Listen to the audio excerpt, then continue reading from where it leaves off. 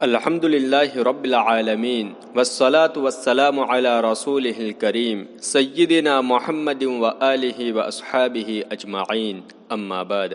سورۃ البقرہ، اس سورت میں کل 40 رکوع ہے اور 286 آیتیں ہیں، اور یہ سورت مدنی ہے۔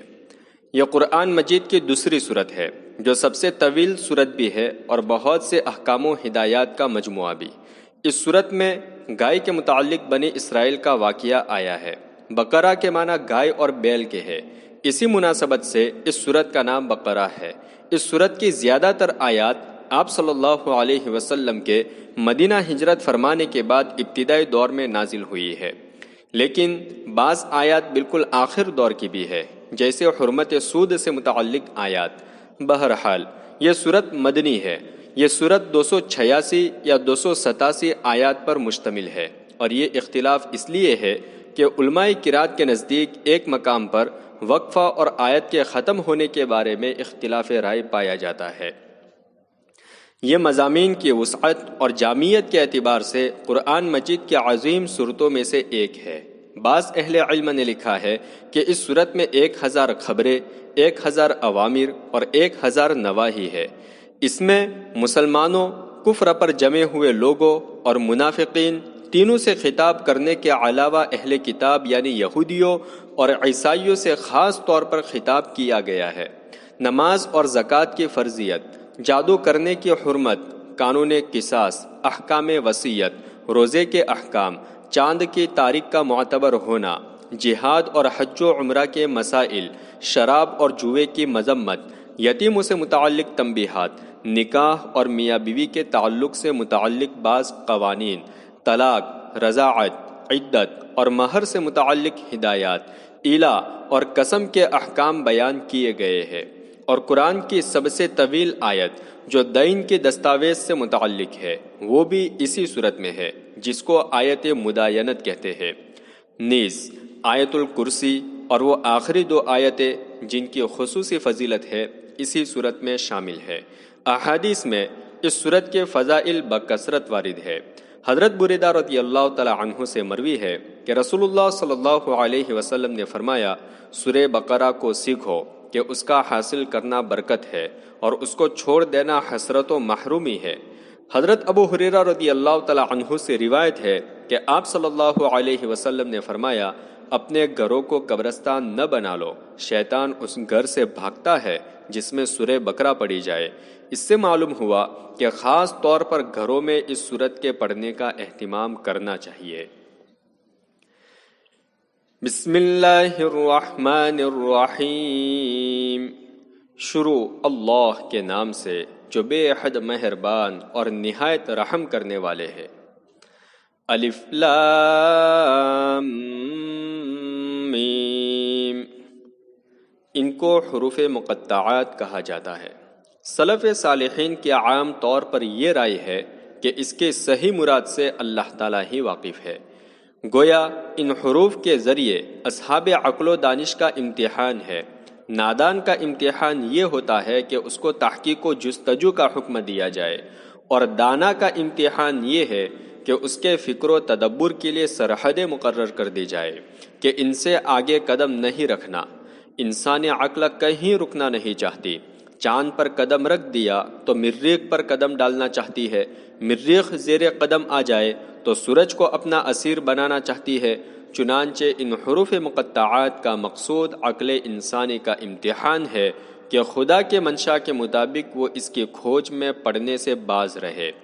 پھر چونکہ ان حروف کے معانی معلوم ہونے پر نہ دنیا کا کوئی حکم شرعی موقوف ہے اور نہ آخرت میں نجات یا عذاب، اس لیے انسان کے اس سے ناواقف ہونے میں کچھ حرج نہیں۔ ذالک الکتاب لا ریب فیہ۔ اس کتاب میں کوئی شک و شبہ نہیں۔ تشریح: قرآن کو کتاب کہہ کر اس بات کی طرف اشارہ ہے کہ قرآن مجید پیغمبر اسلام صلی اللہ علیہ وسلم کی حیات طیبہ ہی میں ایک مصحف اور کتاب کی صورت میں مرتب ہو چکا تھا، جس کا ایک ایک حرف آج تک محفوظ ہے۔ یہ محض متفرق یادداشتوں کا مجموعہ نہیں، جسے پیغمبر صلی اللہ علیہ وسلم سے ان کے مختلف اصحاب نے موقع بموقع سنا ہو، پھر سینہ بسینہ ان کی روایت ہوئی ہو اور بات کو یہ یادداشتیں الفاظ و معانی کے نو بنو تبدیلیوں کے ساتھ نقل اور جمع کی گئی ہو۔ دنیا میں اسلام کے سوا دوسرے اہل مذاہب کے پاس جو مذہبی صحیفے موجود ہے ان کا یہی حال ہے، اسی لیے وہ صحائف نہ لفظی تبدیلیوں سے محفوظ رہے نہ معنوی تحریفات سے۔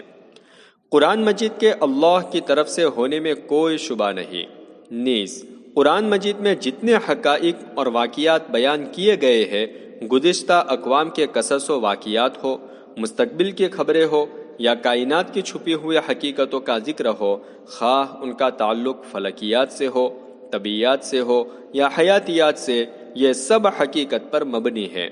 ان کے بارے میں شک و شبہ کا کوئی کانٹا دل میں نہیں چبھنا چاہیے۔ اگر کسی بات میں شبہ ہو تو یہ انسان کی عقل کوتاہ اور فہم نارسا کا قصور ہے، نہ یہ کہ قرآن مجید کا بیان غلط ہے۔ چنانچہ آج تک نت نئے سائنسی تحقیقات حرف بحرف قرآن مجید کی تصدیق کرتی جاتی ہے۔ ھدی للمتقین، یہ اللہ کا ڈر رکھنے والوں کے لیے رہنما ہے۔ تشریح: جیسے سورج کی روشنی ہر شخص تک پہنچتی ہے، لیکن اس سے فائدہ وہی اٹھا سکتا ہے جس کو دیکھنے والی آنکھ بھی میسر ہو۔ جو آنکھ ہی سے محروم ہو اس کے لیے دن کی روشنی اور رات کی تاریکی دونوں برابر ہے۔ بادل ہر زمین پر برستا ہے، لیکن سیراب وہی زمینیں ہوتی ہے جن میں پانی کو جذب کرنے کی صلاحیت بھی ہو۔ چٹیل اور سنگلاخ زمین کو بارش سے کچھ نفع نہیں ہوتا۔ اسی طرح قرآن مجید کے مخاطب تو تمام انسان ہے، لیکن قرآن مجید کی دعوت ہدایت سے فائدہ انہی لوگوں کو حاصل ہوگا جو ہدایت کے طلبگار بھی ہو۔ اس کے لیے بنیادی شرط یہ ہے کہ دل میں خدا کا خوف ہو، گناہ اور اللہ کی نافرمانی سے بچنے کی خواہش ہو اور خدا کی اطاعت و فرما برداری کا جذبہ ہو۔ ایسے ہی لوگوں کو متقین کہا گیا ہے۔ تقوی قلب کی اندرونی کیفیت ہے، ایمان و عمل سے اس کا اظہار ہوتا ہے۔ اس لیے تقوی والوں کی 3 صفتیں بیان کی گئی ہے۔ اول ایمان و یقین، دوسرے جسمانی افعال کا صالح ہونا، تیسرے مالی معاملات کا درست اور منشاء ربانی کے مطابق ہونا۔ الذین یؤمنون بالغیب ویقیمون الصلاة ومما رزقناہم ینفقون، جو اندیکھی حقیقتوں پر ایمان رکھتے ہیں، نماز قائم کرتے ہیں اور جو کچھ ہم نے ان کو دیا ہے اس میں سے خرچ کرتے ہیں۔ تشریح: ایمان سے مراد غیب پر ایمان ہے، یعنی ان اندیکھی حقیقتوں پر یقین کرنا جو نگاہ اور عقل کی رسائی سے باہر ہے، ورنہ آنکھوں دیکھی بات پر کون یقین نہیں کرتا؟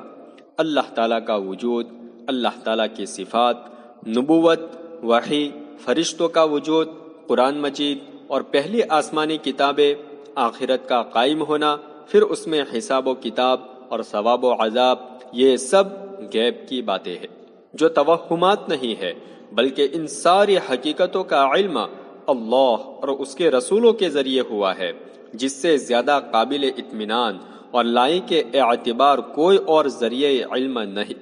ظاہر ہے کہ جو نظام غیبی پر ایمان نہ رکھتا ہو وہ قرآن پر ایمان نہیں لا سکتا، اور جو قرآن ہی پر ایمان سے محروم ہو وہ قرآن سے فائدہ کیوں کر اٹھا سکتا ہے؟ تقوی کی دوسری علامت اور قرآن سے فیض یاب ہونے کی دوسری شرط اقامت صلاۃ، یعنی تمام آداب و حقوق کی رعایت کے ساتھ نمازوں کا ادا کرنا ہے۔ نماز ایک ایسی عبادت ہے جس میں انسان کا پورا وجود خدا کے سامنے بچھ جاتا ہے۔ نگاہ کا دائرہ، زبان کے بول، اعضاء کی نقل و حرکت، گرز کے ہر عضو حکم خداوندی اور سنت نبوی کا پابند ہے۔ پس گویا نماز ان تمام اعمال صالحہ کا عنوان ہے جن کو جسم کے ذریعے انجام دیا جاتا ہے۔ روزہ ہو، حج ہو، خلق اللہ کی خدمت ہو، جہاد ہو، دل و نگاہ اور جسم کے ایک ایک عضو کی گناہ سے حفاظت ہو۔ اقامت صلاۃ گویا بدن سے انجام دیے جانے والے ان تمام نیک اعمال کو شامل ہے۔